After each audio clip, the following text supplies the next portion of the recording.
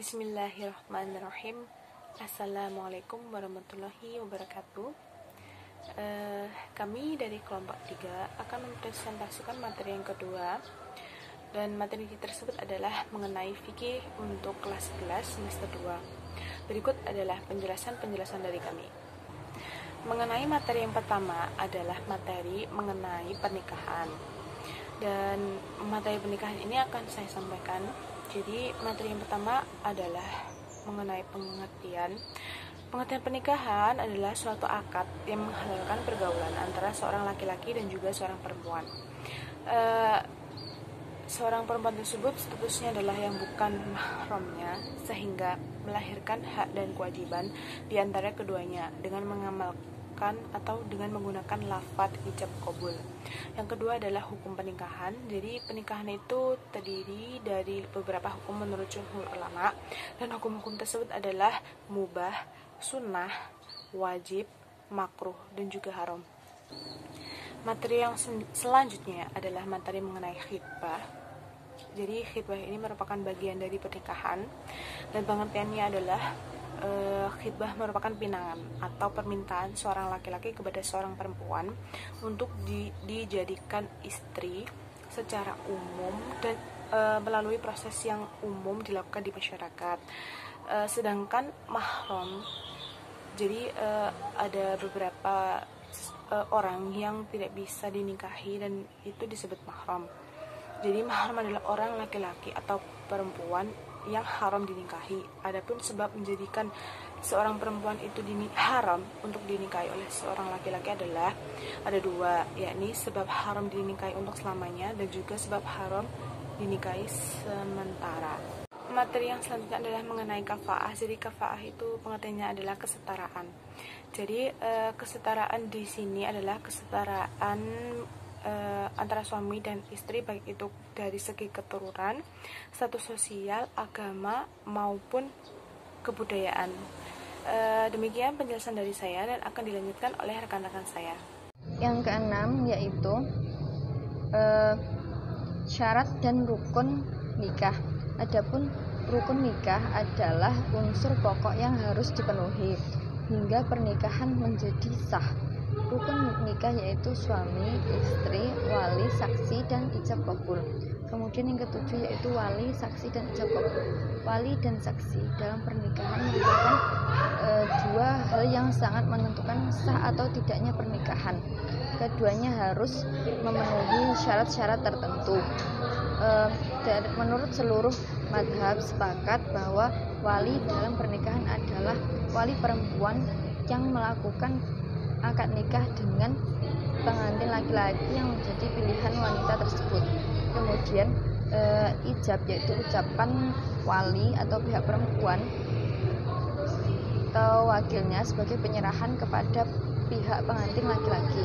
Sedangkan qabul yaitu ucapan pengantin laki-laki atau wakilnya sebagai tanda penerimaan pengantin perempuan. Kemudian 8 yaitu mahar. Mahar atau mas kawin adalah pemberian wajib dari suami kepada istri karena sebab pernikahan.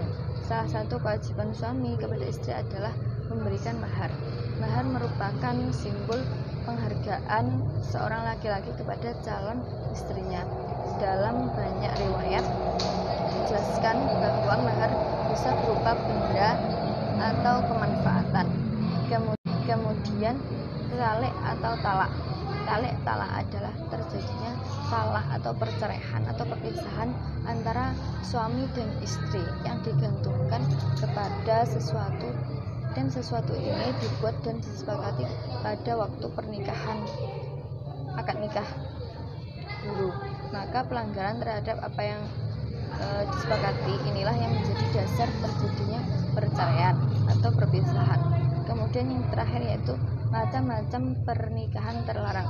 Ada pernikahan mut'ah, pernikahan sigor, dan nikah tahlil. Di sini saya akan menjelaskan tentang perceraian. Yang pertama, pengertian. Perceraian adalah putusnya ikatan pernikahan antara suami istri yang sah dengan menggunakan lafaz talak atau semisalnya. Yang kedua, dasar hukum perceraian. Perceraian dalam Islam memang diperbolehkan. Dalam Islam, talak merupakan perbuatan yang halal tetapi sangat dibenci oleh Allah. Ada yang berpendapat bahwa hukum talak adalah makruh, akan tetapi hukum tersebut dapat berubah dalam kondisi tertentu. Yang ketiga, rukun dan syarat talak. Rukun talak ada 3, yaitu suami, istri, dan lafadz atau ucapan talak. Adapun syarat dari setiap ketiganya yaitu suami yang menjatuhkan talak ada ikatan pernikahan yang sah dengan istri, balik, berakal, tidak dipaksa, istri atau yang ditalak memiliki ikatan pernikahan yang sah dengan suami, ucapan talak jelas dan dimaksudkan untuk talak. Yang keempat, macam-macam talak. Ditinjau dari proses menjatuhkannya, yaitu talak ditinjau dari segi ucapan atau tegas dan sindiran, talak dengan tulisan, dan talak dengan isyarat. Ditinjau dari segi jumlahnya, yaitu talak 1, talak 2, dan talak 3. Ditinjau dari keadaan istri, yaitu talak suami dan talak bid'ah. Ditinjau dari segi boleh atau tidaknya rujuk, yaitu talak raj'i dan talak bain, yaitu bain kubro dan bain sugro. Yang kelima, pengertian huluk. Huluk adalah permintaan perceraian yang timbul atas kemauan istri dengan mengembalikan mahar kepada suaminya. Yang keenam, rukun huluk, yaitu suami yang balik, berakal, dan dengan kemauannya, istri yang masih terikat pernikahan dengan suami, ucapan yang menunjukkan huluk, dan bayaran. Yang ketujuh, besarnya tebusan huluk. Adapun terkait besar kecilnya tebusan huluk, para ulama berselisih pendapat.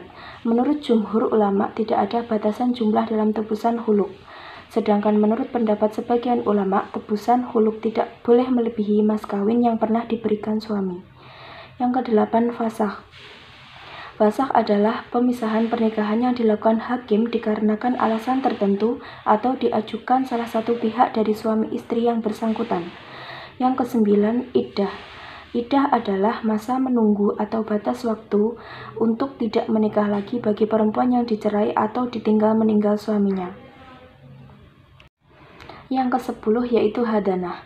Hadanah adalah memelihara anak dan mendidiknya dengan baik.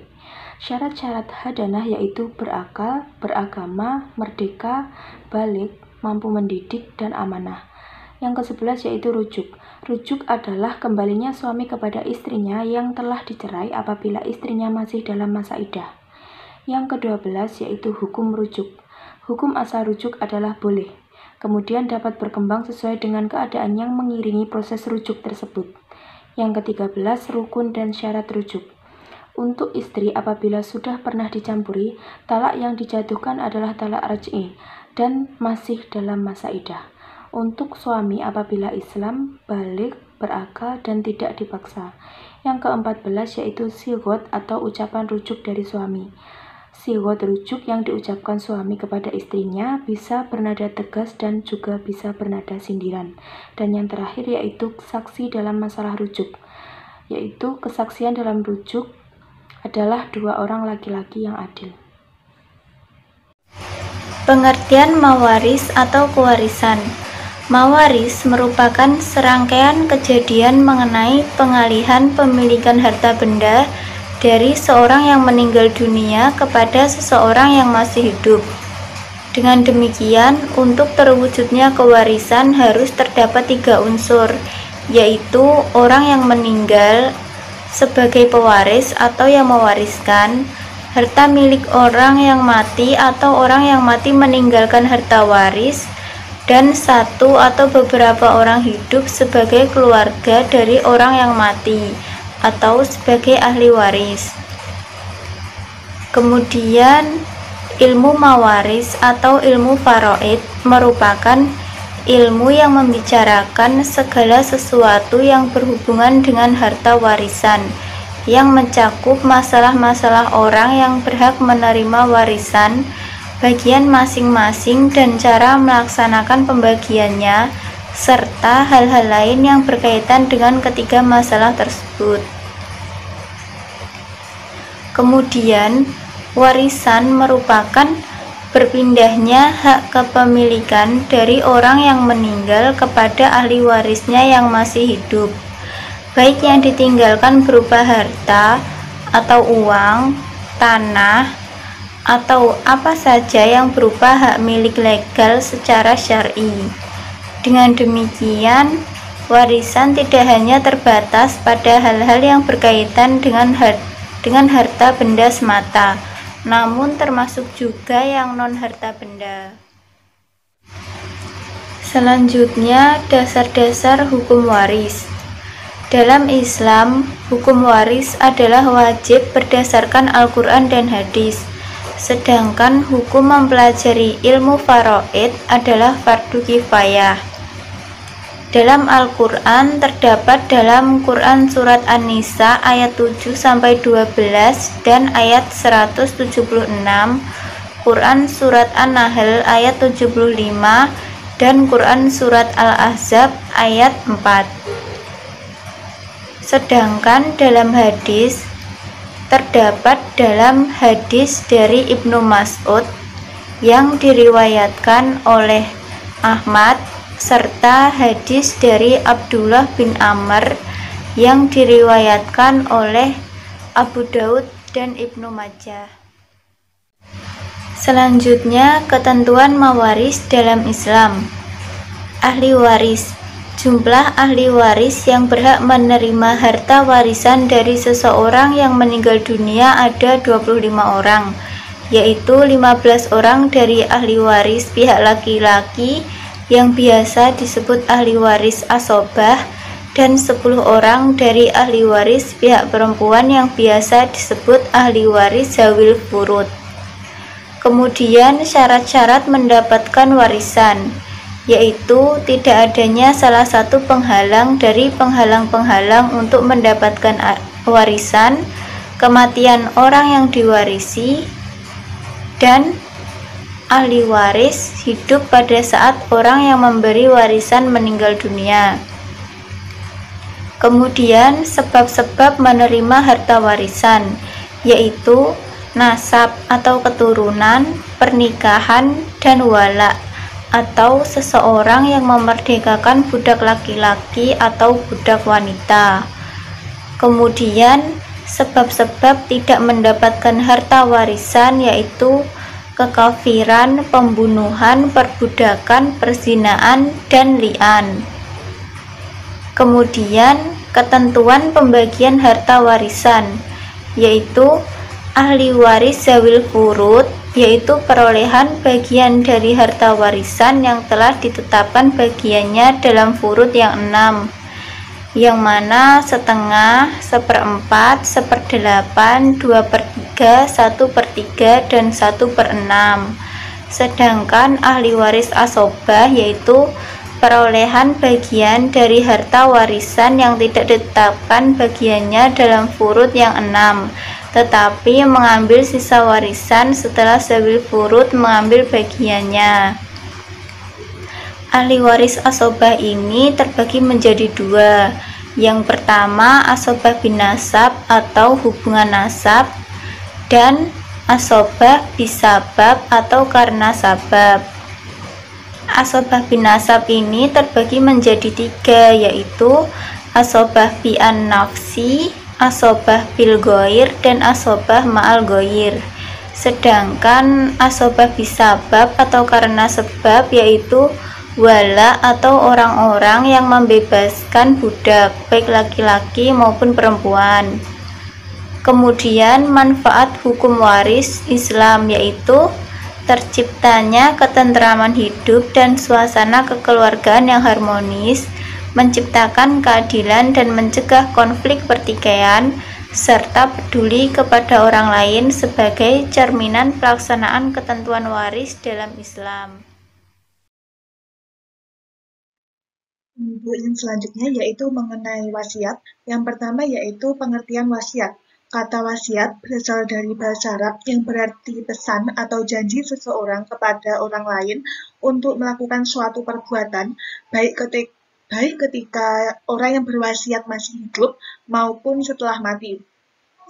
Dalam istilah syarak sendiri, wasiat itu adalah pemberian seorang kepada orang lain, baik berupa barang, piutang, maupun manfaat, untuk dimiliki orang yang diberi wasiat sesudah orang yang berwasiat mati. Ulama fikih mendefinisikan wasiat dengan penyerahan harta secara sukarela dari seseorang kepada pihak lain yang berlaku setelah orang tersebut wafat. Baik harta, baik harta itu berbentuk materi maupun berbentuk hal yang bermanfaat. Wasiat sendiri mempunyai dasar yang kuat dalam syariat Islam. Dasar hukum wasiat yaitu diantaranya pada firman Allah Subhanahu wa Ta'ala dalam Quran Surat Al-Baqarah ayat 180. Yang kedua yaitu mengenai hukum-hukum wasiat. Yang pertama yaitu wajib. Apabila berkaitan dengan penunaian hak-hak Allah seperti zakat, fidyah, dan kafarat. Demikian juga halnya apabila berkaitan dengan penunaian hak-hak pribadi seorang yang hanya bisa diketahui melalui wasiat, seperti pengembalian harta pinjaman, titipan, dan utang.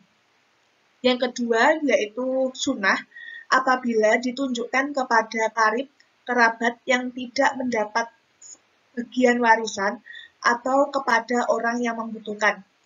Yang ketiga yaitu mubah, apabila ditujukan kepada orang kaya dengan tujuan persahabatan atau balas jasa. Hukum yang keempat yaitu haram. Haram dan tidak sah ini apabila ditujukan pada sesuatu yang bersifat maksiat, seperti mewasiatkan khamr ataupun minuman keras. Dan hukum yang terakhir, yang kelima, yaitu ma'ruf.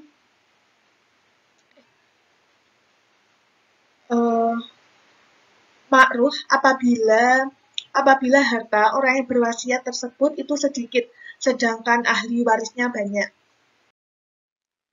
Selanjutnya yaitu mengenai syarat-syarat wasiat. Syarat-syarat wasiat yaitu meliputi pemberi wasiat atau al-musi, yang kedua penerima wasiat atau al-musalahu, yang ketiga yaitu barang atau harta yang diwasiatkan atau al-musabihi, dan yang terakhir yaitu sihot atau pernyataan ijab dan qabul. Yang keempat yaitu besaran dari wasiat. Wasiat untuk selain ahli waris yang wajib ditunaikan, besaran maksimalnya adalah 1/3 dari harta yang ditinggalkan, setelah dipotong dengan biaya penyelenggaraan jenazah dan pelunasan hutang-hutangnya. Hukum asal wasiat tidak boleh lebih dari 1/3 harta warisan.